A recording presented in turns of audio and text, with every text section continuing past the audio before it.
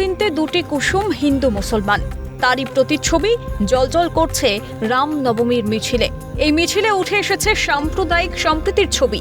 পরনে গোলাপি জামা, মাথায় গোলাপি পাগড়ি পরে রামনবমীর মিছিলে কুণাল ঘোষ একই সঙ্গে পা মিলিয়েছেন মুসলিম সম্প্রদায়ের মানুষজন, দিয়েছেন সম্প্রীতির বার্তা। উত্তর কলকাতা তৃণমূল কংগ্রেসের তরফে এই মিছিল অনুষ্ঠিত হয়। ঠনঠনিয়া কালীবাড়ি থেকে শোভাযাত্রা বের হয়।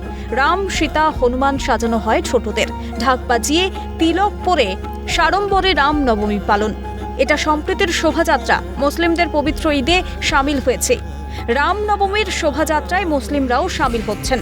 ধর্মীয় শোভাযাত্রা সব ধর্মের আলাদা হতেই পারে, কিন্তু উৎসব সবার। এটাই বেঙ্গল মডেল, এটাই বাংলার সংস্কৃতি। ভগবান রাম পুজো পাক, বিজেপি নিপাত যাক, মিছিলে স্লোগান তোলেন কুণাল ঘোষ।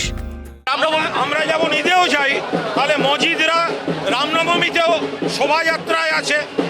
যারা ধর্ম পালন করে তারা করুন, কিন্তু রাস্তায় যখন এটা একটা সামাজিক অনুষ্ঠান, উৎসব, তখন সেটা হিন্দু মুসলমান সবাই মিলে একসঙ্গে হচ্ছে। এটাই বাংলা, এটাই মমতা বন্দ্যোপাধ্যায়ের বাংলা। এই সম্প্রীতিটাই হচ্ছে মডেল। আমাদের স্লোগান হচ্ছে ভগবান রাম পুজো পাক और बीजेपी निपात जाक।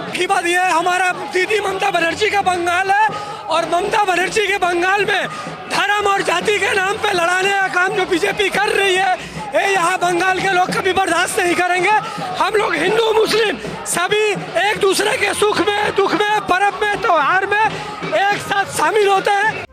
দূরত্ব বিভেদ মিটিয়ে হিন্দু মুসলিম ভাই ভাই, সেই বার্তায় সামনে এলো রামনবমীতে। এখানে যেমন সামিল হয়েছেন রাম ভক্তরা, ঠিক তেমনই ধর্মের বেড়াজাল ভেঙে মাথায় টুপি পরে শোভাযাত্রায় পা মিলিয়েছেন সংখ্যালঘুরাও।